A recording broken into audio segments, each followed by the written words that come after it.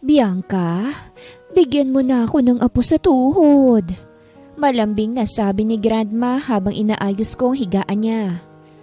Lola, alam niyo namang ayokong magkaroon ng boyfriend. Sagot ko habang inaayos ang kumot. O edi wag ka nang mag-boyfriend. Ang gusto ko lang naman apo, bago ko mawala sa mundong ito. Napabuntong hininga ko. Paano ko po yun gagawin kung mag-isa lang ako? Kailangan pa rin ho ng lalaki? Exactly! Mabilis na tugon ni Grandma. Lalaki lang ang kailangan mo, hindi boyfriend. Kaya't maghanap ka na ng sperm donor. O kaya pumunta ka sa sperm bank sa abroad. Napakuyom ako ng kamaot na padilit ng malaki ang mga mata ko. Lola, ano po ba yung mga sinasabi nyo? Grabe naman kayo. Gulat kong sagot. Halos mabilaukan ako sa iniisip ko habang nakatitig sa kanya.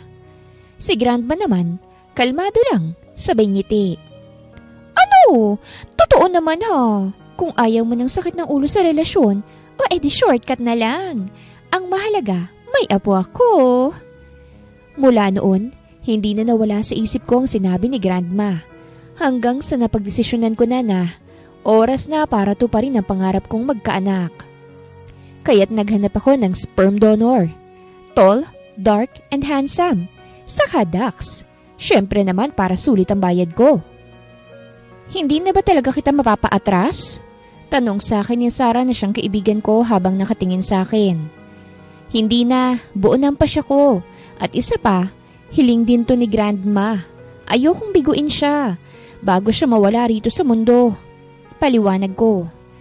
Tanging anak lang ang gusto ko, at ayokong umasa pa sa pag-aasawa o pakikipagrelasyon. Para sa akin, madalas na uuwi lang yun sa hiwalayan at sakit ng damdamin. Katulad ng sa mga magulang ko na basta na lang lumisan. Nangako ako sa sarili ko na kung sakaling magkaroon ako ng anak, hindi ko siya pababayaan. Okay, call me kung may emergency ha? Sagot niya. Got it, thank you. Sabi ko sabay yakap, bago mabilis na umalis mula sa Bianca's main cake and pastries shop. Pagdating ko sa Sage Hotel, agad akong nagtungo sa Unit 101 kung saan kami nagkasundong magkita. Nag-text ako sa kanya pero walang sagot. Inisip ko na lang na baka naroroon siya't naghahanda. Magkahalong kabat pananabik ang nararamdaman ko habang nasa tapat ng pinto. Nang iswipe ko ang card, bumungad sa akin ang madilim na silid. Naamoy ko ang alak at mas lalong bumilis ang tibok ng puso ko. Dahan-dahan akong pumasok. Gamit ang kamay ko sa pader para makahanap ng switch. Hello? May tao ba rito? Mahina akong tawag. Nabangga akong maliit na mesa na lumikha ng ingay. Akma ako nang bubuksan ng ilaw nang biglang may humila sa akin at isinandal ako sa malamig na pader. Napaigtad ako't halos mapasigaw sa gulat. Why took you so long? Baritonong tinig ng lalaki. Traffic kasi. Pautal kong sagot. Bakit ako nauutal? Di atay. Lalong idinikit ng lalaki sa akin ang katawan niya at doon nanlambot ang mga tuhod ko.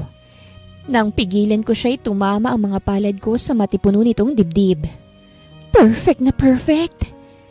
Can we talk first about the offer? Hindi ko na naituloy ang sasabihin ko nang marahas ako nitong hinalikan. Nalasahan ko ang alak na ininom nito. Akala ko ba hindi siya umiinom? Itutulak ko sana siya pero huli na dahil binuhat ako nito at mabilis na inihiga sa kama. Teka, bakit ang bilis mo naman ata? Naguguluhang tanong ko. I don't wanna waste my time for pleasure, he answered. Naramdaman ko ang paglundo ng kama. Katibayan na nasa kama na rin siya. Inisip ko na lang na para ito sa pangarap kong magkaroon ng baby, para hindi ako pangunahan ng takot. Madilim pero naaaninag kong nakangiting mukha ng lalaking nasa ibabaw ko dahil sa tulong ng liwanag ng buwan. After that, the wait is over. We did it. Sa una masakit but the pleasure was there in its heaven. Hindi ko inakala na ganito pala ang pakiramdam ng pakikipagtalik. Pagod akong tumagilid sa kama at maya-maya pa'y naramdaman ko na ang pagkaantok. I hope maging successful itong ginawa namin para magka-baby na ako.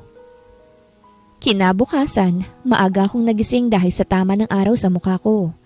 May nakayakap pa sa akin kaya't dahan-dahan ko itong inalis. Aba, abuso na kung iisa pa to ah. Sa kausapan namin dapat umalis na siya dahil ang pera na nandyan lang naman sa lamesa. Mukhang hindi marunong makontentong lalaking ito. At saka ayokong magising siya at makita akong ganun ng ayos. Tahimik akong tumayot isa-isang isinuot ang mga damit ko. Ramdam ko pang bigat na mga nangyari kagabi. Nang makaupo ako ay medyo masakit pa rin ang gitnang bahagi ko. Kaya't dahan-dahan kong pinulot isa-isa ang mga saplot ko at isinuot yon. Kinuha kong cellphone ko at nanlaki ang mata ko sa mga mensaheng natanggap.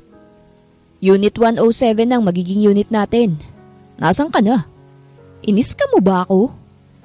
Parang binuhusan ako ng malamig na tubig. Dahan-dahan kong nilingon ng lalaking mahimbing na natutulog sa kama. Nang masilayan kong mukha niya, halos mabitawan ko ang bag ko sa gulat.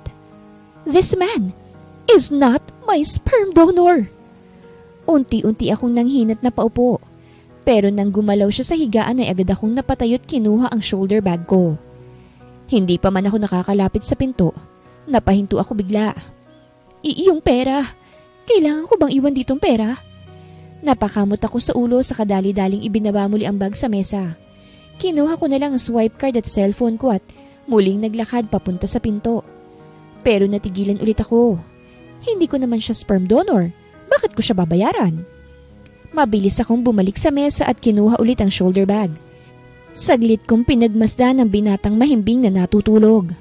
Ang maamo niyang mukha, walang kaalam-alam sa nangyari kagabi. OMG! He's Jadon Saavedra, the youngest billionaire! He doesn't need money from me.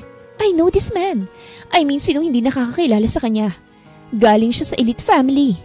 Barya lang para sa kanyang 100,000 na hawak ko ngayon.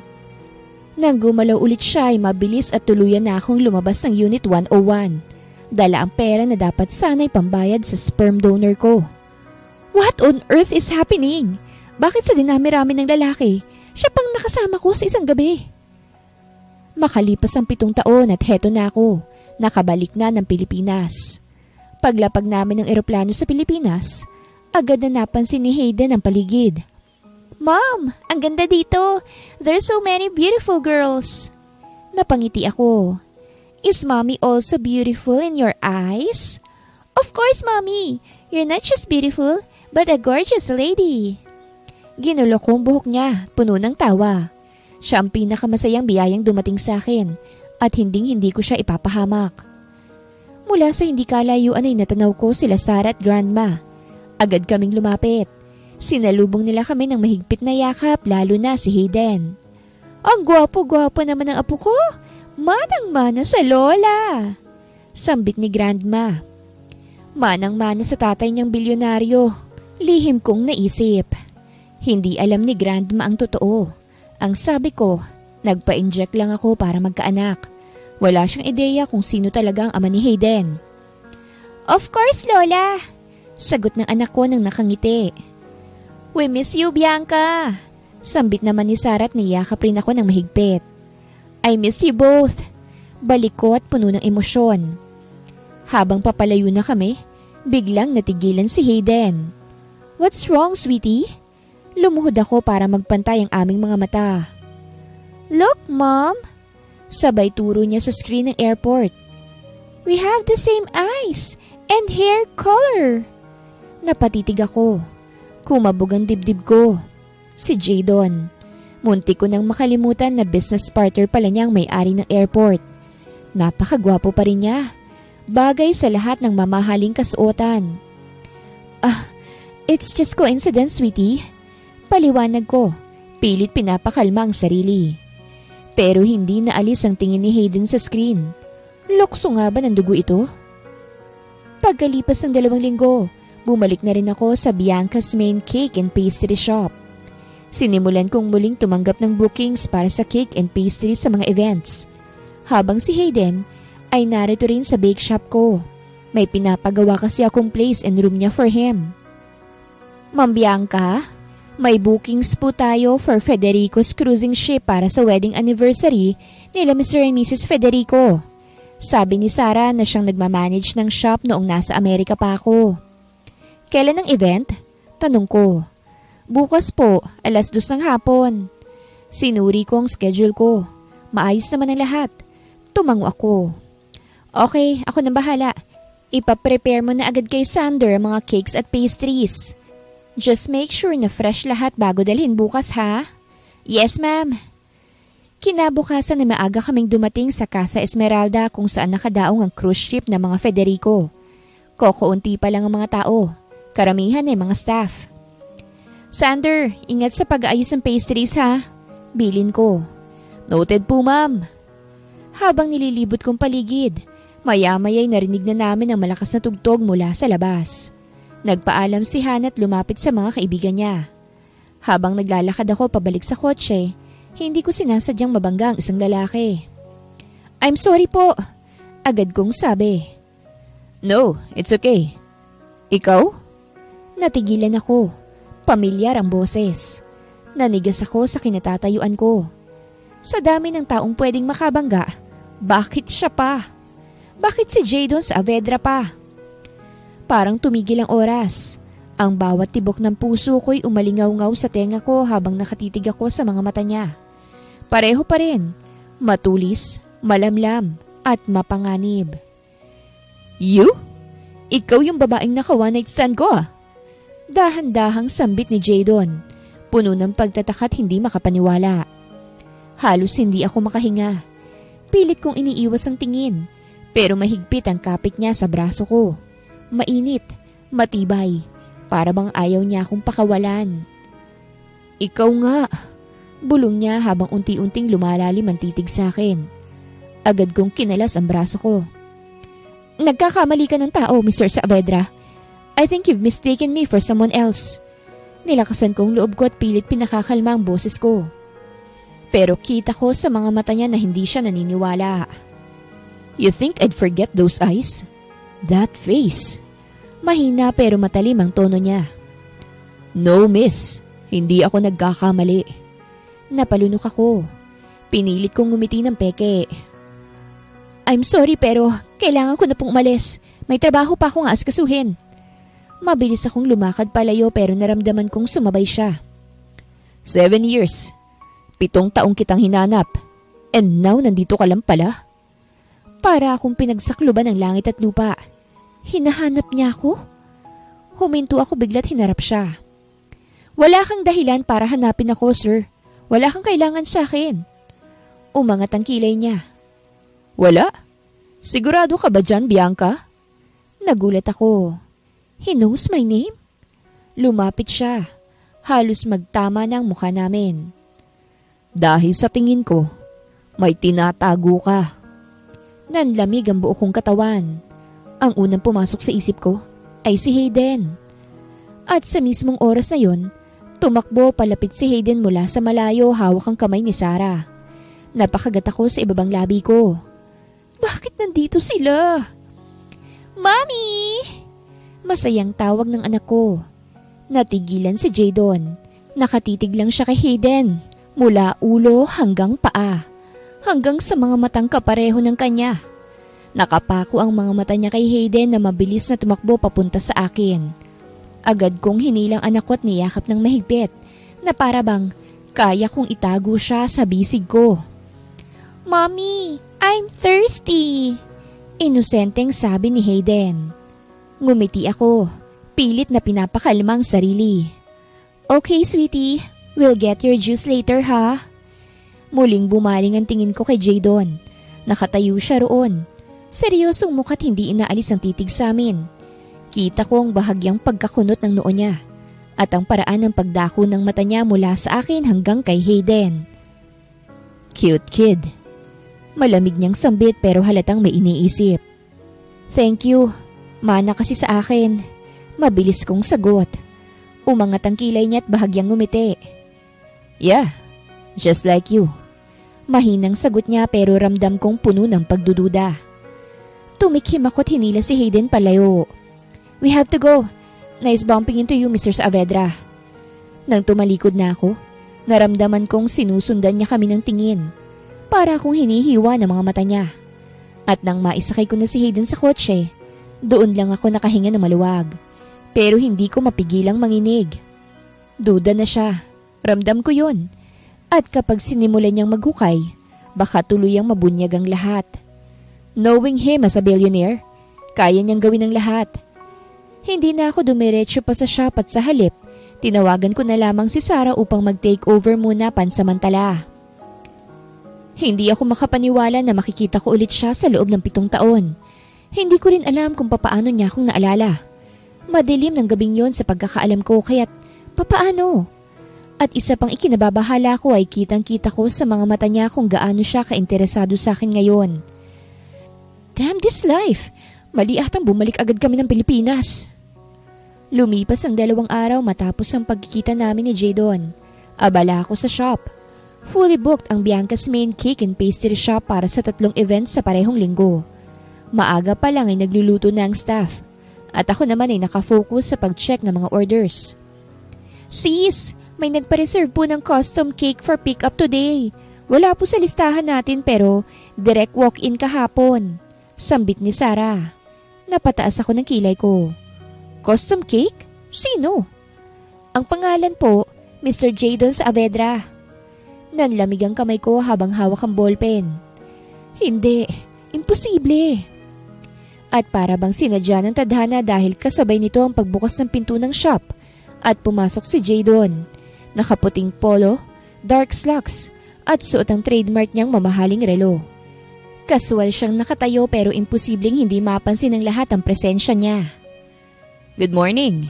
Magiliw niyang bati pero sa akin diretso ang mga mata niya. Mabilis kong inayos ang sarili at pilit pinananatiling kalmado ang boses. Good morning, Mr. Saavedra.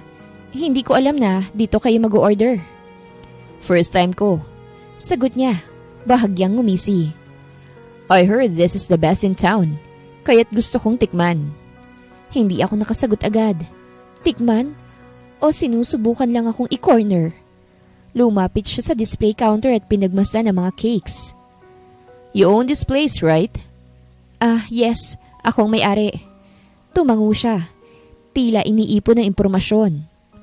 Impressive. From what I learned, ito talagang passion mo. Wow! Pinapaimbestigahan niya ako? Pasensya na kung medyo maraming tao ngayon pero makukuha niyo rin agad ang order niyo. Sabay tawag ko kay Sarah. Ngunit imbis na tumingin sa cake, binaling niya ulit ang mga mata niya sa akin. Tell me, Bianca, do you always work this hard alone? Walang family to help you out? Halos mahulog ang hawak kong clipboard. Alam kong hindi simpleng tanong yon. May pamilya ako. Mariin kong sagot. Nandyan din ang mga kaibigan at staff ko para tumulong sa akin. Bahagyang ngumiti si Jadon, pero hindi ko nagustuhan ang ngiting yon. Hindi siya kumbinsido. At bago siya umalis, tumingin siya saglit sa paligid at napatigil sa litrato namin ni Hayden na nakalagay sa isang frame sa gilid ng counter. He looks so familiar. Halos bulong nitong sambit bago tuluyang umalis nang hindi ako pinapansin. Naiwan akong nakatulala at parang hindi makahinga. Duda na talaga siya.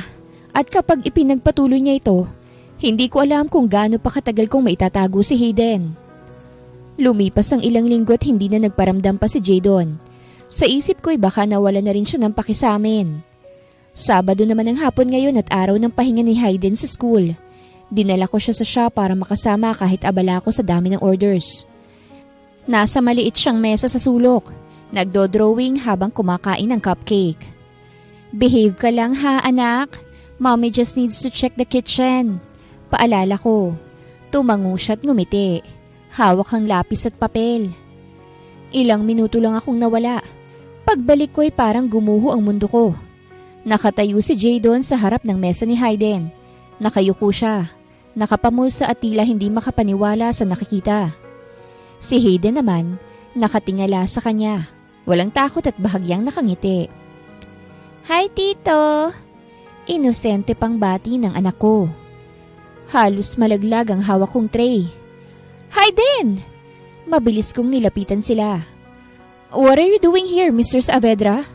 Agad kong tanong. Dahan-dahan siyang tumingin sa akin pero nananatili ang mga mata niya kay Hayden. I was just curious. He's not just that handsome. May talent din siya sa pagdodrawing. Just like me. Kumakabog ang dibdib ko. Baka coincidence lang. Mabilis kong sabi. Nag-angat ng kilay si Jadon. Bakas ang pagdududa. Coincidence? Really? Binalik niya ang tingin kay Hayden na muling nakayuko sa drawing. Nasaan ba ang daddy niya? I want to meet him para naman masabi ko kung mana talaga sa kanya si Hayden. Nanlamig ako. Ang ngiti ni Hayden, ang mga mata niya, ang kurba ng ilong, lahat ay tila sumasalamin sa ama niya. At kung may taong hindi madaling palusutan, si Jayden yun. Let's go, Hayden. Mabilis kong sambit sabay hawak sa kamay ng anak ko. Pasensya na, Mr. Saavedra. I don't want my kid disturbing customers. Pero bago kami makalayo ay nagsalita siya. Bianca, tell me the truth. Is he mine? Halos mabitawan ko si Hayden. Ramdam ko ang pagkibot ng tuhod ko, pero hindi ko kayang sagutin. Hindi dito, hindi ngayon. Umalis ka na, Jadon. Please lang. Diretso't lakas loob kong sambit. Umalis naman siya't hindi na nagsalita pa. Noong mga oras na yun ay mas bumigat ang paghinga ko. Hindi dahil sa wala na si Jadon sa harapan ko, kung hindi dahil sa katotohanan na gusto niyang malaman. Ipinahatid ko kagad si Hayden sa bahay ni Grandma dahil baka bumalik pa si Jadon. At hindi nga ako nagkamali. Dahil pagkatapos ng shift ay hindi ko akalaing hihintayin pa rin ako ni Jadon sa labas ng pastry shop. Nakasandal siya sa kotse niya. Nakahalukip-kip. At na mga oras na yun ay parang nagkaroon ng slow motion. Ang gwapo niya kahit saang anggulo. Sambit ko sa isip ko na kaagad ko ring ipinilig ang ulo ko dahil baka kung saan pa mapuntang papuri ko at maging pantasya ko pa siya. Can we talk? Tanong niya sa mababa pero mariing boses. Wala na tayong dapat pag-usapan. Mabilis kong sagot habang inaayos ang sling bag ko. Ngunit bago pa ako makalayo, hinawakan niya ang braso ko. Hindi marahas pero sapat para mapahinto ako. Bianca, tumitig siya. Diretsyong tumatago sa mga mata ko. Is he my son? Parang naipit ang lalamunan ko't hindi makagalaw. Umiwas ako ng tingin at humugot ng malalim na hininga. Paano namang ikaw ang magiging ama niyan?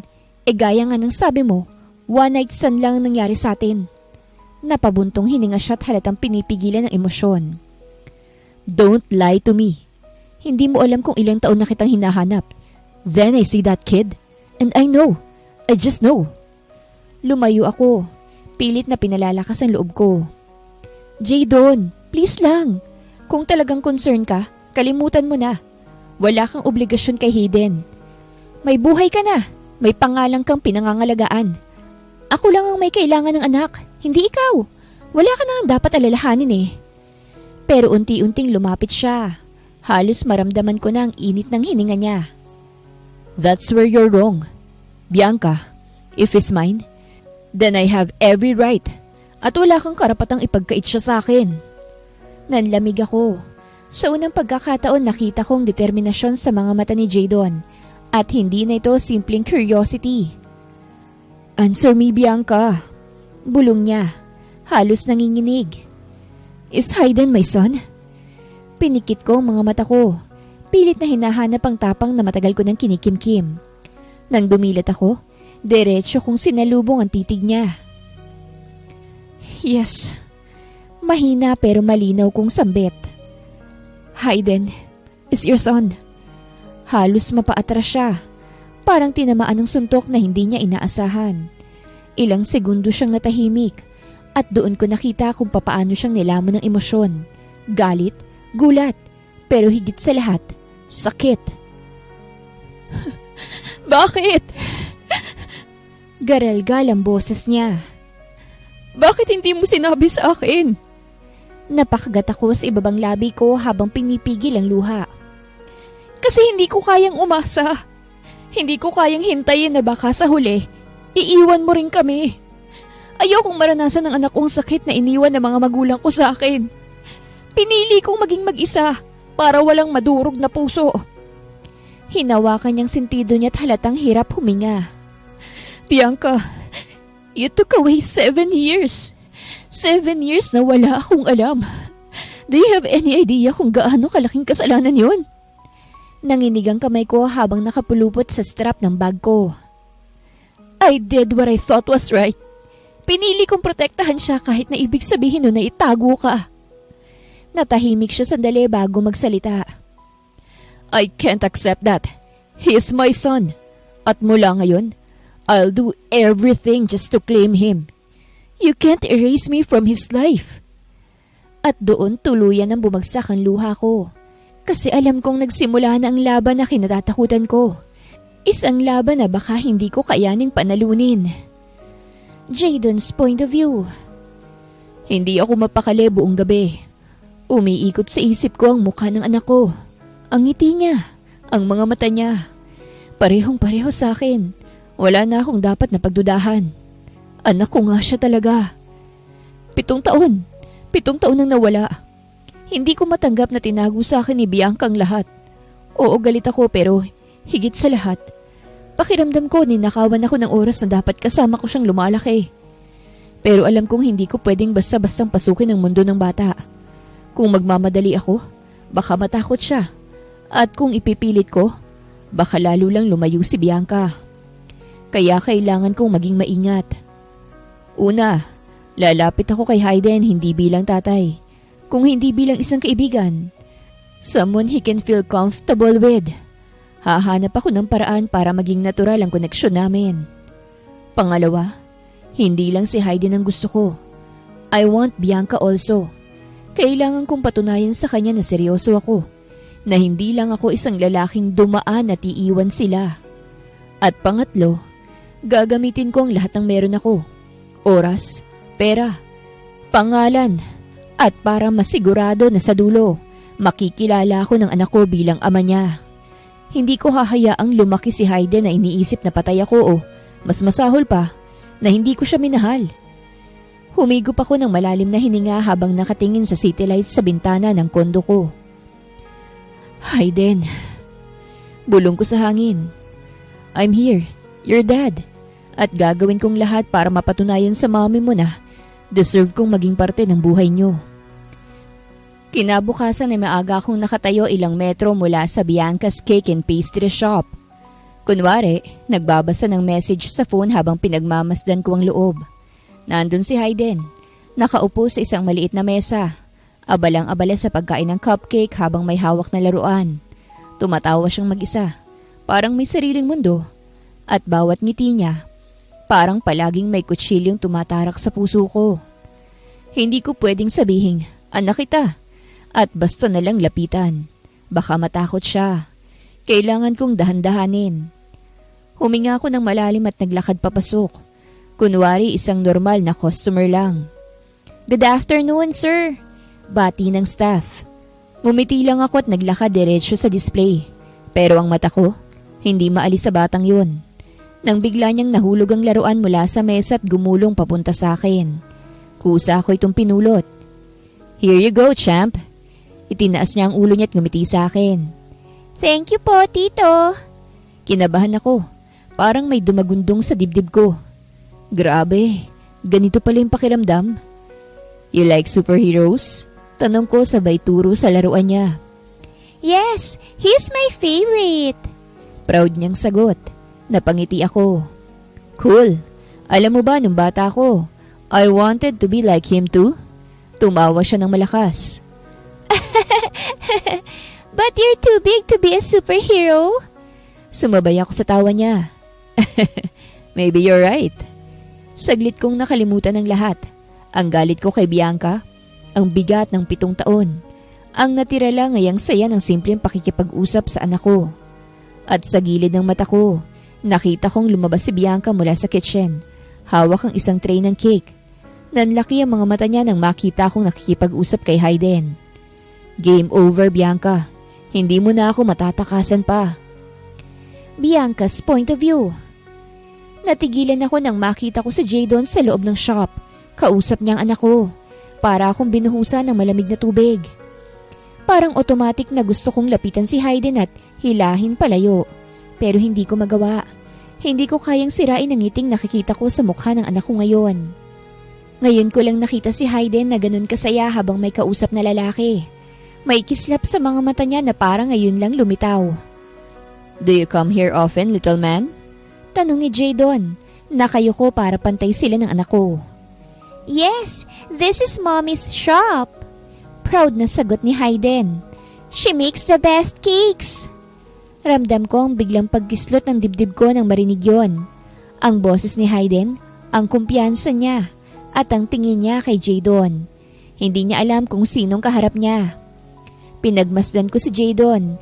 May kakaiba sa mga mata niya. Malambing pero may halong lungkot. Parang pinipigilan niyang sabihin ang totoo. Hindi pwede. Hindi niya pa dapat malaman. Pero kasabay ng kaba ko, may parte sa akin na gustong makita kung anong susunod na gagawin ni Jadon. Kaya't nanatili akong nakatayo sa gilid. Hawak-hawak ang tray ng cake habang pinagmamasdan ko silang dalawa. Nang hindi ko na makaya pang tensyon ay kaagad itong napansin ni Jadon. I gotta go. Maybe some other time ay pupunta ulit ako rito. Sambit ni Jadon ang nakatingin kay Hayden at pasimpleng sumulyap sa akin. Sure, Tito. Nice meeting you po. Magiliw na sagot ni Hayden. Nice to finally meet you too, buddy. At ginulo ni Jadon ang buhok nito bago sumulyap sa akin at tuluyan ng umalis. Ako naman ay nagtungo sa opisina ko. Nakatayo ako saka nagpabalik-balik na lumalakad. Habang ang kamay ko ay hindi mapakali. Natatakot ako sa posibleng susunod na mangyayari kung sakaling magkikita pa kami. Ano bang nangyari sa lalaki na yun sa loob ng 7 taon? I just found myself searching over the social media accounts using my laptop. Marami akong nabasa tungkol sa kanya, lalo na pagdating sa business industry at company niya. Mommy? Mabilis kong isinarang laptop nang marinig ko ang boses ni Hayden. Hello, sweetie? Hinalikan ko ito sa noo at ganun din ang ginawa nito sa pisngi ko. Do you need anything, huh? Tumango si Hayden. Inaantok po ko, Mommy. Ganun ba? O sige, uuwi na tayo. Talaga po? Pero it's too early pa. Is your work done for today? Tanong nito. Yes, baby. For you. Baby's time naman. Malawak na ngiti ang sumilay sa labi ng anak ko. Lalo tuloy akong natakot na baka sa isang iglap, mawala ang kasiyahan ko. Mommy, are you okay? Biglang nagbago ang tinig nito. Yes, I am. Why do you ask? It's just like you spaced out. Napansin pala nito na tila malalim ang iniisip ko. Kung alam mo lang anak, na kanina nagkita na kayo ng daddy mo, tiyak na matutuwa ka. Matutuwa. Matutuwa ang anak ko kung sakaling malaman niya na buhay pa ang tatay niya. Parang bigla na namang may kabayong nagkarerahan sa puso ko. Halo-halo na naman ang nasa isip at nararamdaman ko. Hayden, sweetie, may itatanong si Mommy sa iyo What if buhay pang daddy mo? What will you do? Hindi pa man sumasagot ang anak ko ay kinakabahan na ako na tila ba nasa Q&A. I would be glad and so happy. Yayakapin ko po siya ng sobrang higpit at nakikipaglaro po ako ng basketball. We will do everything para maging happy tayo. Baka sa boses nitong excitement. Maging happy kami? Magiging kasama ba ako doon kung sakali man magkakakilala sila? But so sad because Daddy has already gone years ago. Hindi ko man lang siya nakalaro ng chess, basketball. Hindi ko man lang naranasan na sunduin ng Daddy sa school. Malungkot na tinig nito. I hugged him. Don't be sad. I have a surprise for you. I will tell you when the time is right. Biglang nanlambot ang puso ko sa nakikitang lungkot sa mga mata ng anak ko. This is so hard. I want him to be happy pero sa isang bagay na kasiyahan niya ay tila pinagkakait ko pa. Masama na ba akong ina? Kinabukasan ay maaga pa lang ay abala na ako sa shop. Inayos ko pang display ng mga cupcakes habang pinapakalmang kaba sa dibdib ko. Pero kahit anong gawin ko, hindi ko matanggal sa isip ko ang nangyari kahapon. Hindi ko alam kung dapat ba akong matakot o matuwa sa nakita kong interaction nila. Ngayon lang ako nakasaksi na ganun kasaya si Hayden habang may kausap na lalaki. Pero hindi basta kung sinong lalaki lang. It was his father. Good morning, Bianca. Napatigil ako at dahan-dahan akong napalingon. Parang binuhusan na naman ako ng malamig na tubig. Nakatayo si Jadon sa may pintuan ng shop. Naka-white polo lang at simpleng slacks. Pero kahit ganon, halatang halata ang karisma niya. Nakangiti siya. Hindi yung tipong mapang-akit ng ngiti kung hindi parang genuine. Tulad ng kahapon kay Hayden. Bakit ka nandito? Malamig kong tanong at pilit na pinatatatag ang boses ko. Naglakad siya papalapit. Mabagal at calculated ang bawat hakbang. Hindi ba pwedeng bumili ng cake ang isang customer? Napasinghap ako. Marami ka namang pwedeng bilhan ng cake shop. Bakit dito pa? Bahagya siyang ngumiti pero may seryosong bakas sa mga mata niya.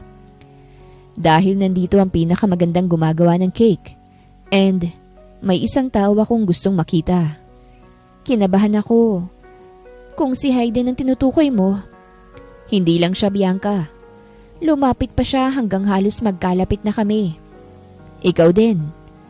Parang biglang lumiit ang mundo ko. Ramdam ko ang mabilis na tibok ng puso ko. Pero hindi ko pwedeng ipahalata. Hindi ko pwedeng hayaang basagin ni Jadon ang pader na itinayo ko sa loob ng maraming taon. I don't know what you're trying to do, Jadon. Pero please, wag mo kaming guluhin. Mariin kong sambit. Tahimik siyang tumingin sa akin bago bahagyang tumango. Hindi ko kayo guguluhin, pero hindi rin ako aalis. Hindi na ngayon, hindi na ulit. At bago pa ako makasagot, narinig ko ang boses ni Hayden mula sa itaas. Mommy, who's there? Napatigil ako at nakita kong bahagyang kumislap ang mga mata ni Jadon. Ramdam ko ang panginginig ng kamay ko habang hawak ang tray. Tumingala ako at nakita kong pababa na ng hagdan si Hayden. Nakangiti at dala-dala pa ang paborito niyang laruan. Sweetie, balik ka muna sa kwarto. Mabilis kong sambit pero huli na. Napatigil siya sa huling baitang nang makita kung sinong nasa shop. It's you! The tita from yesterday! Napangiti si Jadon at bahagyang lumuhod para pantay ulit sila. Hey champ, good morning! Dali-daling tumakbo si Hayden papalapit at halos yakapin ang binti ni Jadon. Mommy, he's so nice! Can we let him stay for a while? Parang may matigas na bola na bumara sa lalamunan ko. Hindi ako agad nakasagot. Kitang-kita ko ang tuwa sa mukha ng anak ko. Isang tuwa na matagal ko nang gustong makita sa kanya. Pero ayokong manggaling yun kay Jadon. Hayden anak! Lumapit ako at marahang hinawakan ng balikat niya. Si Tito, busy yan. Baka alis na rin siya. Pero biglang sumabat si Jadon. Diretso ang titig sa akin pero malambing ang boses para kay Hayden. Actually, I have some free time. Maybe your mom can let me stay for just a few minutes? Only if she says yes. Parang bumilis lalo ang tibok ng puso ko. Hindi ko alam kung papaano ko nga harapin to. Kung tatanggi ako, masasaktan si Hayden. Kung papayagan ko, unti-unti nang mababasag ang lihim na pinangahawakan ko sa loob ng 7 taon. Please, Mommy? Tanong ni Hayden. Nakatingala sa akin. May kislap ang mga mata na parang hindi ko kayang tanggihan. Magandang araw mga viewers! Ang kwentong ito ay hatid ng Love Series TV. Salamat sa pakikinig! Ayokong pumayag. Pero nang makita ko ang mga mata ni Hayden na puno ng excitement at inosenteng pag-asa, wala na akong nagawa. Tumango na lang ako kahit pakiramdam ko ay inilalagay ko ang sarili ko sa panganib. Yay! Sigaw ni Hayden at agad hinila si Jadon papunta sa lamesa niya. Sit here, Tito! Sumunod lang si Jadon, para bang natural na natural sa kanya. Naupo siya sa maliit na upuan sa tapat ni Hayden. Nakikinig habang masiglang ikinikwento ng anak ko ang paborito niyang cartoons at superheroes. Look at this! Ipinakita ni Hayden ang laruan niyang action figure. He can fly and save people! Nagkunwaring namangha naman si Jadon. Wow! You know, when I was a kid, I wanted to be just like him. Maybe he'll grow up to be a hero too. Natawa naman si Hayden at ngumiti ng malapad. But I need a sidekick. Then maybe. Bahagyang nagdahan-dahan si Jadon pero ramdam ko ang bigat sa bawat salita niya. Maybe I can be your sidekick. Nag-clap ng kamay si Hayden, tuwang-tuwa. Yes! Mommy, did you hear that? Kuya will be my sidekick! Napayuko ako at pinilit na ngumiti. Pero sa loob-loob ko, parang hinihila ang puso ko sa dalawang direksyon. Isang bahagi ang natutunaw sa tuwa ni Hayden. Isang bahagi naman ang puno ng takot na baka sa isang iglap, mabunyag na ang lahat. Habang busy sila sa tawanan, kinuha ko ang tray ng cupcakes at inilapag yun sa mesa. Here, sweetie. Share it with Tito. Thank you, Mommy. Masiglang sagot ni Hayden sabay alok agad ng isa kay Jadon. Try it, Tito. Mommy made it. It's the best. Dahan-dahan tong kinuha ni Jadon at tumingin sa akin. It's true. Masarap nga to. The best in town. Sambit ni Jadon nang matikman nito ang cupcake. Mukhang mapapadalas ang pagtambay ko rito ah. Makahulugang sambit nito kaya't napakunot ako ng noo. Anong ibig niyang sabihin? Sweetie, mahinahon kong sambit habang nagliligpit ng mga baso. Punta ka muna sa taas at tapusin mo yung coloring book mo ha? Mommy will just talk to Tito for a while. Opo, Mommy. Tumayo agad si Hayden at ngumiti kay Jadon. See you later, Tito Sidekick. Sabay kindat bago tumakbong paakyat ng hagdan. Nang mawala na sa paningin ko ay bigla akong nakaramdam ng bigat ng hangin sa paligid. Tahimik lang si Jadon, nakasandal sa upuan. Hawak-hawak pa rin ang cupcake na ibinigay ni Hayden. Bakit mo ginagawa to? Diretsyong tanong ko. Pilit pinapanatiling matatag ang boses ko. Tumingin siya sa akin ng diretsyo. Because he's my son. Parang sumabog ang dibdib ko sa mga salitang yon. Huwag kang basta-bastang magbibitaw ng ganyang salita. Jadon, wala kang karapatang... I have every right, Bianca. Mariin ang tono niya pero kontrolado. I may have lost 7 years, pero hindi ibig sabihin na wala na akong boses. Nakita ko kung papaano siya kasaya nakasama ko. I know you want that too. Napakuyom ako ng kamao. Ginawa ko to para sa kanya, para maprotektahan siya. Alam mo kung gaano kadelikadong mundo mo. Puro spotlight, pera, babae. Ayoko siyang lumaki na iniwan lang ulit. Tumayo siya at lumapit hanggang halos magkalapit na kami. At sa tingin mo kaya mo siyang protektahan ng mag-isa? Kaya mo bang punan ng lahat, Bianca? Anak ko rin siya. Napaatras ako pero hindi niya ako tinigilan ng tingin. Hindi ko alam kung anong galit o takot ang pinagdadaanan mo. Dugtong niya. Mas malumanay na ngayon. Pero isang bagay ang malinaw. Hindi ko nahahayaan na lumaki si Hayden nang hindi niya ako nakikilala. At kahit na anong gawin mo, I will find my way into his life. Napalunok ako. Ramdam ang panginginig ng tuhod ko. Sa loob ng 7 taon, naniwala akong kaya kong kontrolin ng lahat. Pero ngayong kaharap ko si Jadon, alam kong hindi na ganun kadali. Hindi pa itong tamang panahon, Jadon. Mariin kong sabi habang pinipigilan ang pag-angat ng boses ko. Ayokong guluhin ang mundo ni Hayden. Ayokong maramdaman niyang may kulang. Pero kulang nga, Bianca. Sagot niya, kulang siya ng ama. At hindi ko hahayaang manatili siyang ganun. Bago pa ako makapagsalita, narinig ko na ang mahihinang yabag sa hagdanan. Napalingon ako. Nakatayo si Hayden sa gitna. Nakasilip pababa. Mommy? Mahina ang boses niya pero ramdam ko ang tensyon. Bakit parang nag-aaway kayo ni Tito? Parang binuhusan ako ng malamig na tubig. Bigla akong natigilan. Hindi ko alam kung papaanong sasagutin. Lumapit agad si Jadon at pilit pinakakalma ang sitwasyon. Hey buddy, nakangiti niyang sabi. Kahit halatang pilit. Hindi kami nag-aaway ng mommy mo. Nag-uusap lang kami. Napakunot ang noo ni Hayden. Pero narinig ko, sabi mo, kulang ako. Naramdaman kong sakit sa dibdib ko bago pa makasagot si Jadon. Mabilis kong nilapitan ng anak ko at hinawakan ang balikat niya. Sweetie, hindi ganun ang ibig sabihin ni Mommy. Mahina akong paliwanag. You're not kulang, you're perfect. Lagi mong tatandaan yan. Pero hindi siya agad nakumbinse. Nakatingin siya sa aming pareho, halatang nag-iisip. Kung ganon, Mabagal niyang sabi. Ano po ba talagang tinatago niyo sa akin? Pakiramdam ko'y tumigil ang oras. Ramdam ko ang kaba sa dibdib ko habang nakatitig si Hayden sa amin. Naghihintay ng sagot.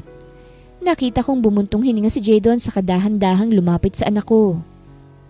Hayden. Malumanay ang boses niya pero halos nanginginig. Hindi ka kulang. Hindi mo lang alam pero... Jadon!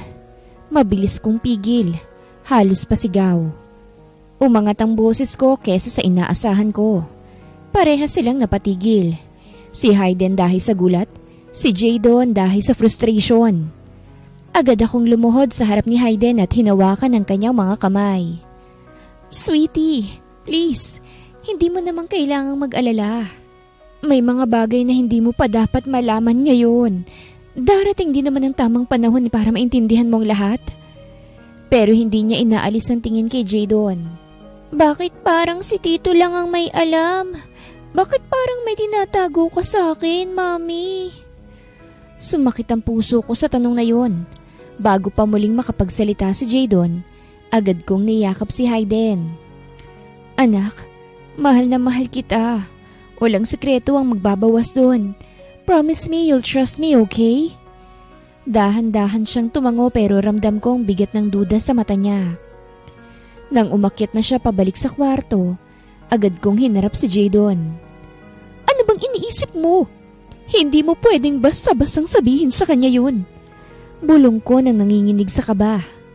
Napapikit siya, halatang pinipigil ang sarili. Bianca, hindi ako makakapagpanggap habang buhay. He deserves to know. Anak ko siya. Pero hindi ngayon. Tugon ko ng mariin at puno ng pakikiusap. Jadon's point of view. Pagkatapos ng tensyon kanina, nagkulong ako sa sariling unit. Hindi ako mapakali. Para bang paulit-ulit na bumabalik sa isip ko ang tanong ni Hayden. Tinakip ko ang palad ko sa mukha ko. Pilit hinahabol ang hininga. Anak ko siya. Anak ko. At nararapat lang na malaman niya yon. Pero sa isang iglap, nakita ko rin ang takot sa mga mata ni Bianca. Takot na baka masirang katahimikan nila. Baka hindi pa kaya ng anak naming tanggapin ang buong katotohanan. Paano ako lalapit sa kanya nang hindi nasisira si Bianca? Gusto kong maging ama kay Hayden. Gusto ko ring marinig mula sa bibig niya ang salitang dad. Pero paano kong sisimulan? Kung pilitin ko ngayon, baka tuluyang bumitaw si Bianca. Kung hahayaan ko namang tumagal pa, baka tuluyan naman akong mawalan ng pagkakataon kay Hayden. Napasandal ako sa sofa, nakatitig sa kisame. Hayden, anak, paano ba kita malalapitan nang hindi ko kayo nasisira ng mami mo? Pinikit ko ang mga mata ko't nagpasya. Hindi ko muna sasabihin ang katotohanan. Oobserbahan ko muna siya. Dahan-dahang lalapit hanggang maramdaman niyang pwede akong pagkatiwalaan. At kapag dumating ang tamang oras, saka ko ipaglalaban na makilala niya ako. Hindi bilang estranghero kung hindi bilang ama niya. Samantala, ang hindi alam ni Jadon ay lahat ng kilos niya ay minamatsagan ng paparazzi na siyang tauhan ng kanyang ex-girlfriend na si Natalia. Natalia's point of view. So this is what you're up to, Jadon? Malamig kong bulong habang tinitingnan ang mga litratong ipinadala ng kaibigan kong photographer. Sa mga kuha, malinaw na nakunan si Jadon. Nakaupo sa isang cafe kaharap ang isang batang lalaki at isang babae. Nakangiti siya, tila ba walang iniisip na problema. At sa bawat frame, kapansin-pansin ang tingin niya sa babae. Soft and caring na para bang siya lang ang babae sa mundo. Napakagat ako sa labi ko hanggang sa halos dumugo ito. So, this is the woman. Hindi ko napigilang pisilin ang phone sa aking kamay. Halos mabasag. Ako dapat yun eh. Ako dapat ang kasama niya. Hindi yung babaeng yan. Hindi ang anak ng kung sino. Bumuntong hininga ako at sinusubukang pigilan ang galit. Pero lalo lang itong lumakas. Nakita ko ang bata. Nakangiti habang tinatapik ni Jadon ang ulo niya. Don't tell me. Anak niya yun? Agad kong tinawagan ang kaibigan ko. I need more information. Sino yung babae? Anong background niya? At kung totoo bang anak niya yung bata? Bakit ka interesado? Tanong ng nasa kabilang linya. Because, matalim kong sabi, nobody steals what's mine. Pagkababa ng tawag, tumingin ako muli sa litrato. Mabigat ang dibdib ko. Halo ng selos, galit at matinding determinasyon. Enjoy your little happy family. Bulong ko. Malamig ang tono. Dahil sisiguraduhin kong hindi ka tatagal sa tabi niyan. Nang araw din na yun ay napagpasyahan kong puntahan si Jadon to confirm everything. Pinagmasdan ko ang malalaking tinted glass ng Saavedra Holdings habang papasok ako sa lobby. Sanay ako sa atensyon ng mga tao. Pero ngayon, ibang klase ang tensyon sa dibdib ko. Hindi ito simpleng pagbisita dahil kailangan kong makumpirma ang hinala ko. Good morning, Miss Aragon. Bati ng receptionist. Halatang kilala pa rin ako. Do you have an appointment with Mr. Saavedra? Ngumiti ako ng malamig. Tell him Natalia is here. He'll let me in. At hindi nga ako nagkamali. Ilang minuto lang, nakasakay na ako sa private elevator papunta sa top floor. Pagpasok ko, bumungad agad sa akin si Jadon. Nakasuot ng 3-piece suit, nakabukas ang ilang butones ng polo, at abala sa laptop. Pero nang nakita niya ako, bahagya siyang natigilan. Natalia? Malamig at puno ng pagtataka ang boses niya. What are you doing here? Lumapit ako ng dahan-dahan at hindi inaalis ang tingin ko sa kanya. I could ask you the same thing, Jadon. Ano ba ito mga naririnig ko? You, spending time with a woman and a kid? Bahagya siyang kumunot ang noo. Napansin kong agad siyang tumayo. Para bang handa siyang depensahan ang sarili niya. That's none of your business. Napatawa ko, mapait at mapanukso. None of my business? Really? Don't play dumb with me, Jadon. You know me well enough. I always find out the truth. And the truth is... Ibinaba ko ang hawak kong phone sa mesa niya. Ipinakita ang mga litrato. This boy looks exactly like you. The eyes, the hair, even the way he smiles. Tahimik lang siya pero ang katahimikan niyang yon ay tila mas malakas pa kesa sa pagsigaw. Umiling ako. Ramdam ang pait at galit na kumukulo sa dibdib ko. So it's true. You have a son with her. With that woman. Tahimik na nakatitig si Jadon kay Natalia matapos itong maglabas ng mga litrato. Kita sa mga mata niya ang pagpipigil at bigat ng sitwasyon. Ngunit bago pa siya makapagsalita, bumukas ang pinto. Jadon, anak! Surprise visit! Malambing na boses ng isang babae ang umalingaw-ngaw. Pareho silang napalingon. Ang mama ni Jadon, si Senyora Beatriz Saavedra. Nakasuot ng eleganteng beige dress at may hawak pang paper bag ng paboritong pagkain ng anak niya. Ngunit agad na walang ngiti nito nang marinig ang huling sinabi ni Natalia. So it's true. You have a son with her. With that woman. Nalaglag ang paper bag mula sa kamay ni Senyora Beatriz. Bumungad sa kanilang tatlo ang tunog ng mga kahong bumagsak sa marmol na sahig. Jadon! Nanginginig ang boses ng ginang habang lumalapit. Ano itong sinasabi niya? Totoo ba ito? May anak ka na? Napapikit si Jadon halatang hirap sa bigat ng mga tanong. Ramdam ni Natalia ang tensyon kaya't lalo pa niyang tinulak ang sitwasyon. Yes, tita. Madiin itong sabi. May anak ng anak niyo at tinatago niya sa inyo yon. I saw them. I have proof. The child looks exactly like him. Napahawak sa dibdib ang ginang, halatang nabigla't hindi makapaniwala. Anak, bakit hindi mo sinabi sa akin? At sinong ina ng batang yon? Tumayo si Jadon, pinilit kontrolin ang emosyon. Mom, please, let me explain. Hindi ganito kasimple. Hindi pa ako sigurado kung papaano ko haharapin ang... Ngunit pinutol siya ni Natalia sabay taas ng isang litrato na kuha ng paparazzi, kung saan kasama si Bianca at si Hayden. She's the woman. She's the cheap one and some gold digger.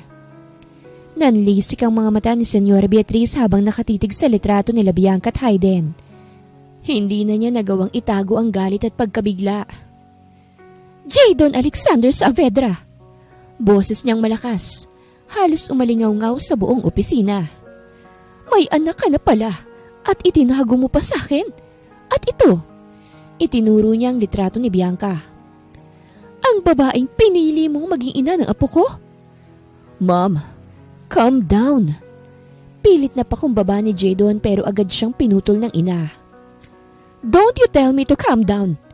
Pinaghirapan ko ang pangalan ng pamilya natin. Ang reputasyon ng Saavedra Holdings. Tapos si ganito? A son out of wedlock? At anak ng isang ordinaryong gold digger na babae? Napasinghap si Natalia at nakangiti ng palihim. Halatang nagtatagumpay siya sa pagkakagulo ng mag-ina.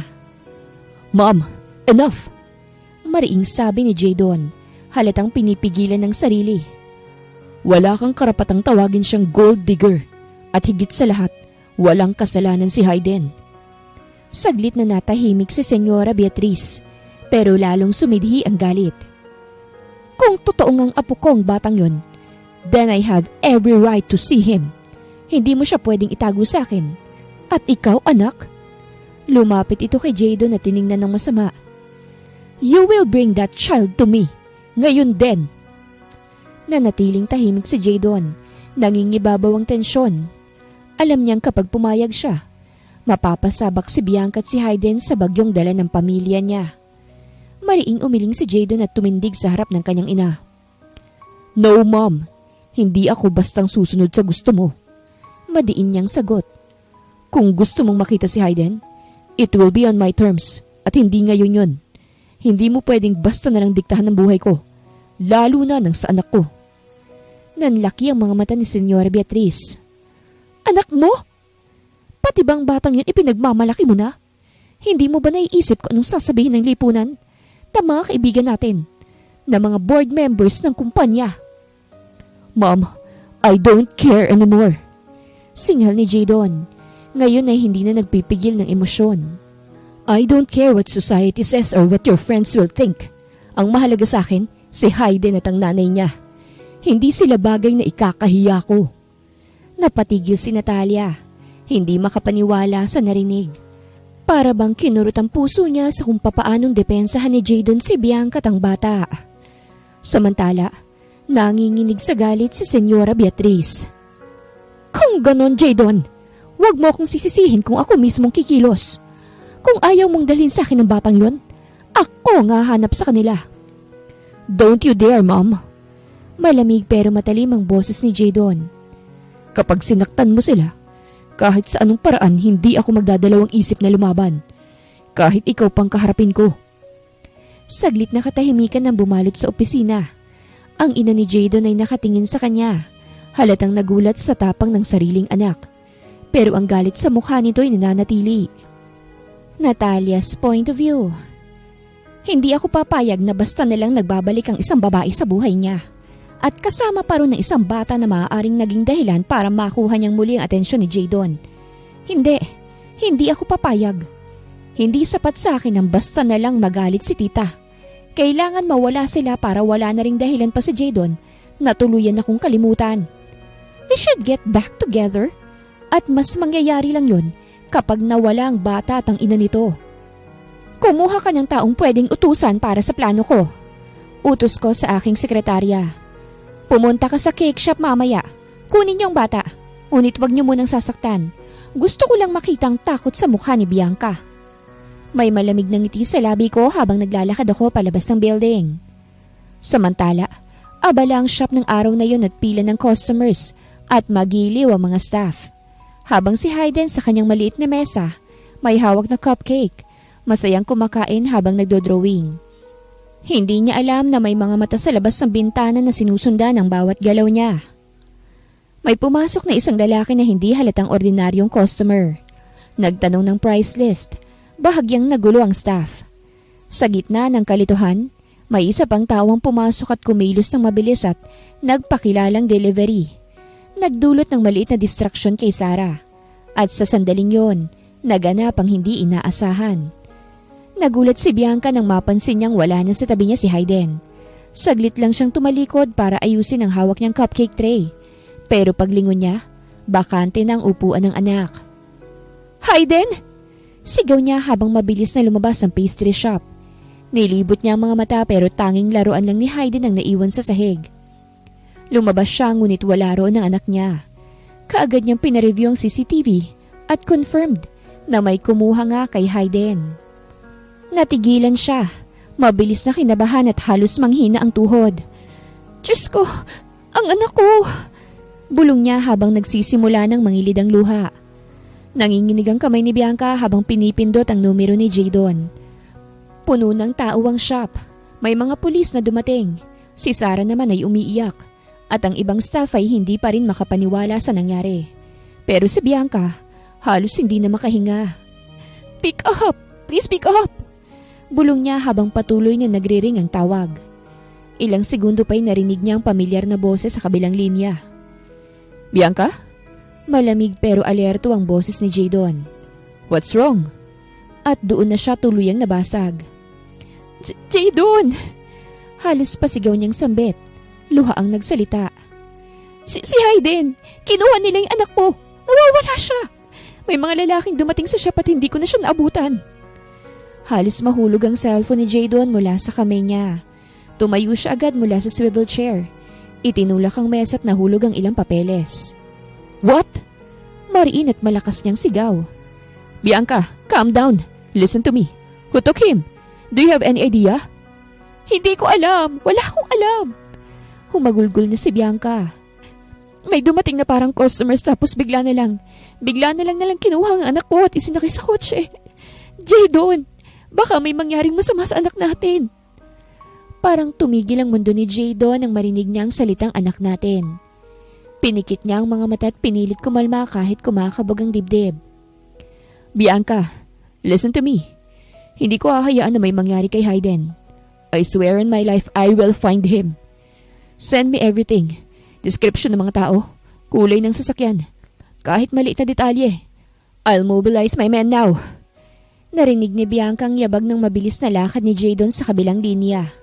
Ang pagbukas ng pinto ng opisina nito at ang malamig na tono ng mag-utos. "Prepare the car. Alert the security team.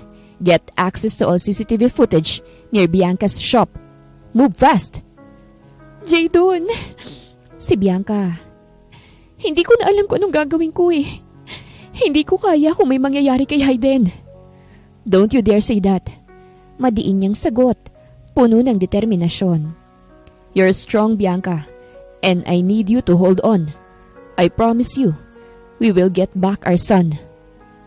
Agad namang naisip ni Jadon ang posibleng taong gumawa nito. Mabilis na pumarada ang sasakyan ni Jadon sa harap ng mansyon. Hindi niya na inintindi ang mga gwardiya na nagbukas ng gate. Diretsyong pumasok siya, galit at desperado. "Mom!" Malakas niyang tawag at boses na may halong puot.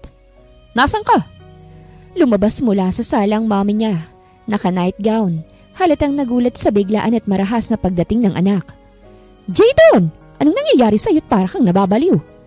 Tanong nito't halatang kinakabahan. Mabilis siyang lumapit at halos hindi makahinga sa sobrang emosyon. "Huwag ka nang magpanggap, Mom.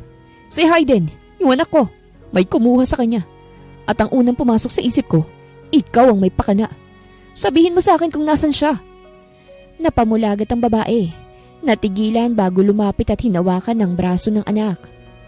"Anak, paano mo naisip na gagawin ko yon? Apo ko si Hayden. Hindi ko kayang ipahamak ang bata." Pero hindi pa rin bumibitaw si Jadon. Matalim ang tingin.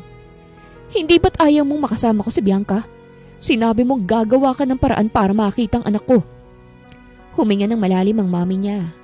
Luhaan na ang mga mata. "Oo, inaamin ko nagkamali ako pero hindi ako bulag sa tuwa ng apo ko. Tuwing kasama ka na nakita ko sa picture. Mahal ko si Hayden, Jadon. At ngayong nangyari ito, mas lalo kong naramdaman na kailangan kong protektahan siya. Maniniwala ka man o hindi, wala akong alam. Pero tutulungan kita. Hahanapin natin siya." Napayuko si Jadon, nanlalambot at halos bumigay ng tuhod. Makikita sa mukha niya ang halo ng galit at pagkabalisa. Kung hindi ikaw, sino, Ma'am? Sinong may motibo para saktan si Bianca at kunin ang anak namin? Mabilis na sumagot ang ina, mariin ang tono. Ang naiisip ko lang, si Natalia. Alam mo kung gaano siya kadesperada. At kung nakita niyang may espesyal na lugar na sa buhay mong mag-ina, baka iyon ang nagtulak sa kanya. Nanlaki ang mga mata ni Jadon. Nagsimulang kumunot ang kanyang kamao. Kung si Natalia nga, help her. Because I swear, Mom, I'll destroy anyone who lays a finger on my son. Samantalang si Hayden ay nakaupo lamang sa lumang silya. Nakayakap sa teddy bear niyang bigay pa ni Jadon. Halos lumuluha ito at nanginginig ang kanyang katawan dahil sa takot. Ang pinto'y bahagyang nakabukas at sa dilim ay tumayo ang isang babae. Si Natalia. Mommy! Mommy! Lumuluhang sambit ni Hayden. Ang cute mo naman. Mahinang sambit ni Natalia ngunit puno ng panunukso. Pero mas cute ka kapag natatakot. Sino po kayo? Nasaan na po yung mami ko? Pag-iyak ni Hayden. Ang mami mo? Wala rito eh. Pero sa ngayon ako munang makakasama mo pansamantala. Maglalaro tayo. Ano pong laro? Hide and seek. Nakangising sambit ni Natalia. Magtatago ka at kapag nahanap kita, patay ka. Mas lalong umiyak si Hayden at halos maihina sa shorts dahil sa takot. Samantalang si Jadon ay focus lang ang mga mata sa maliliit na screen ng kanyang phone. Nakakabit ang app na ginagamit ng security team niya para sa live feed ng GPS signals mula sa maliit na tracker sa teddy bear ni Hayden. Sa tabi niya, nakaipit ang cellphone ni Bianca habang umiiyak pero pinipilit huminga ng malalim. Nasa likuran naman ang mama ni Jadon at dalawa pang tauhan na handang sumunod sa utos. Signal, northwest, abandoned warehouse. 30 seconds. Mabilis ang report ng driver security. Hindi nakatiis si Bianca. Sana? Anong address? Nanginginig ang boses. Nasa loob ng lumang bahay sa San Miguel Road. Sagot ni Jadon. Prepare everyone. Police, perimeter. Hindi natin pwedeng puwersahin kung hindi kasama ang mga otoridad. May 5 sasakyan ng security at 2 patrol car ng pulis nang dumating ang grupo. Mabilis at maingat ang paglapit. Sinakop ng mga opisyal ang paligid at pumasok ang isang maliit na rescue team. Sa loob, nakaupo pa rin si Hayden sa silya. Nakayakap pa rin sa teddy bear habang nanginginig. Police! Don't move! Sigaw ng isang pulis. Nagulat si Natalia at pilit na nagkunwari. What? Anong? Ngunit hindi siya nakalakad ng malayo. Wala akong alam dito. Napalibutan siya ng mabilis na mga opisyal. Tumakbo agad si Bianca patungo kay Hayden. Hindi na pinansin ang kawalan ng pagod. Niyakap niya ito ng mahigpit habang ang mga mata niya tila lumabo habang hindi mapigil ang mga luha. My baby! My baby! Nandito na ako! Nandito na si Mommy! Paulit-ulit niyang sambit. Pumikit, niyapos, humalik sa ulo ng anak. Humagulgol naman si Hayden at niyakap rin ng mahigpit ang mami niya. Hawak-hawak ang teddy bear na may maliit na LED na kumikislap. Ang dahilan kung bakit nagkita ulit sila. Lumapit si Jadon ng dahan-dahan at inabot ang kamay kay Hayden. Tahimik na tumingin ang bata sa kanya na may halong takot, ngunit may pagka-curious. Hi, champ. Mahina ang boses niya. It's me. Tito Jadon! Umiyak itong yakap kay Jadon na parabang nagsusumbong. Hindi napigilan ni Jadon ang maluha ngunit itinago niya yon. Sa wakas ay nakahinga na siya ng maluwag dahil ligtas na ang anak niya. Dinala ng mga pulis si Natalia sa gilid. Sinampal ito ng malakas ni Senyora Beatriz. Saka mahigpit siyang sinakay sa police vehicle. Hindi na nito nagawang tumakas dahil naunang pagpapalibot ng security at police. Nakausap na rin ng pulis si Sarah at ibang staff para sa formal statements. Sa labas, muntik nang sumugod ng pilit ang mga reporters ngunit hinarang ng security. Si Bianca ay hindi makaalis sa tabi ni Hayden. Hawak niya ang maliit na teddy bear at pinagmamasdan ng mga sugat at luha ng anak habang dahang-dahang napapawi. Lumapit si Jadon kay Bianca at sa unang pagkakataon mula nang magsimula ang gulo, hinawakan niyang 2 kamay ng babae. I'm so sorry. Mahinang sabi niya, boses na nababalutan ng pagsisisi at galit sa nangyari. I will never let anything happen to him again. Tumango si Bianca habang nanginginig. Hindi pa rin kasi nawawala ang takot niya. Nakita niyang pagod na ito at halos hindi na makabitaw sa pagkakayakap kay Hayden. Bianca, mahinang sabi niya. Pwede bang sa mansyon na muna kayo tumuloy? For you and Hayden's safety. Nagdalawang isip si Bianca. Pero nang makita ang mahimbing na natutulog na si Hayden sa kandungan niya, napabuntong hininga siya at tumango. Okay, para kay Hayden, pumapayag ako. Isang ngiti ng ginhawa ang lumabas kay Jadon. Sa wakas, nararamdaman niyang unti-unti na siyang nakakalapit. Inihatid ni Jadon sila Bianca at Hayden sa mansyon. Tahimik ang biyahe. Puro pagod at bigat ng damdamin ang bumalot sa kanila. Pagdating, agad silang sinalubong ng mami ni Jadon na nag-abot ng mainit na pagkain at kumot. Welcome home sa bahay namin. Feel free here. Sambit ng mami ni Jadon. Saglit na nag-atubili si Bianca. Hawak-hawak ang kamay ni Hayden na nakayakap pa rin sa teddy bear. Kinabukasan, umaga pa lang ay mataas na ang sikat ng araw na pumapasok sa kurtina. Nakaupo si Bianca sa gilid ng kama habang gising na si Hayden. Nakatingin sa teddy bear na parang nagbibigay ng lakas sa kanya. Ang dami nang nangyari at sa lahat ng yon, it gave her courage to tell the truth. Her son deserves to know the truth at ganun din si Jadon. Deserve nitong matawag na daddy dahil hindi nito hinayaan na mapahamak si Hayden. Now is the right time, sambit ni Bianca sa isipan. Huminga ng malalim si Bianca. Ramdam ang bigat ng katotohanang matagal niyang itinatago. Hawak niya ang kamay ng anak. Dahan-dahang nagsalita. Anak, mahinahon ang boses niya. May sasabihin si Mami sa'yo ah.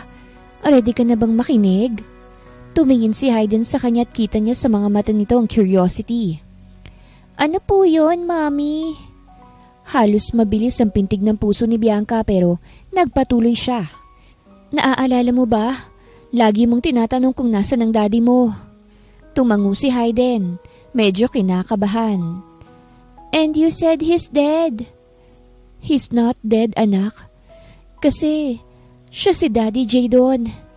Nanlaki ang mga mata ni Hayden. Si Tito Jadon? Daddy ko po siya. Tumulo ang luha ni Bianca pero nakangiti. Oo anak. Siyang daddy mo. At simula ngayon hindi ka na niya iiwan. Hindi mo na rin kailangang maghanap pa. Eksaktong dumating si Jadon. Kakalabas lang mula sa tawag sa mga tauhan. Napahinto siya nang makita si Hayden na nakatingin sa kanya. Gulat at malalaki ang mata at biglang tumakbo ang bata papalapit. Daddy! Sigaw ni Hayden at mabilis na yumakap sa kanya ng mahigpit. Halos mabingi si Jadon sa tindi ng tibok ng puso niya. Nanlalaki ang mga mata niya. Hindi makapaniwala at halos matulala. Dahan-dahan niyang niyakap pabalik ang anak. Pinipigilan ang panginginig ng kanyang kamay. Hayden! Bulong niya. Boses na puno ng emosyon. My son! Unti-unting bumaling si Hayden kay Jadon. Parang sinusukat kung totoo ba ang lahat. Dahan-dahan siyang bumangon at lumapit. Totoo po ba yun? Daddy po talaga kita? Hindi nakasagot agad si Jadon. Nangingilid ang luha sa mga mata niya. Tumingin siya kay Bianca at tumango ito na parabang nagbibigay ng signal. Lumuhod siya sa harap ng anak at hinaplos ang maliliit na pisngi nito. Oo, champ. Ako ang daddy mo. At mahal na mahal kita. At sa unang pagkakataon, niyakap ni Hayden ang kanyang daddy ng mahigpit, puno ng init at walang halong alinlangan. Para kay Jadon, iyon ang pinakamatamis na sandali ng kanilang buhay. Sa gilid, hindi mapigilan ni Bianca ang mapaluha. Hindi niya inakalang darating ang panahon na ito. Nasa kandungan pa rin ni Jadon si Hayden. Mahigpit ang yakap nito habang nakangiti. Biglang nagbitiw ng inosenteng salitang bata. Since you're my daddy, ani Hayden na puno ng tuwa at excitement. Marry my mommy para complete family na tayo. Halos mabilaukan si Bianca sa sariling laway niya at Napatingin agad kay Hayden na parang gusto niyang takpan ng bibig. Hayden! Ngunit bago pa siya makapagpaliwanag, tumawa si Jadon ng malakas. Halatang natutuwa at kinikilig sa sinabi ng anak. May ningning sa mga mata niya habang tumingin kay Bianca. That's my plan, son. Sagot niya sabay kindat kay Bianca. Sa ganda ba naman ng mami mo, papakawalan ko pa ba yan? Namula ang pisngi ni Bianca. Hindi niya alam kung saan ibabaling ang tingin. Parang bumalik ang kilig ng dalaga pa siya. Yung tipong simpleng salita lang ay nagpapabilis ang tibok ng puso niya. Jadon, bulong niya. Pilit itinatago ang ngiti. Ngunit si Hayden ay tuwang-tuwa naman at pumapalakpak pa habang sumisigaw. Yay! Complete family na kami! Natawa si Jadon at muling niyakap ang anak. Habang nakatingin pa rin kay Bianca na halatang kinikilig pero may mga fairy lights na nakasabit sa mga puno.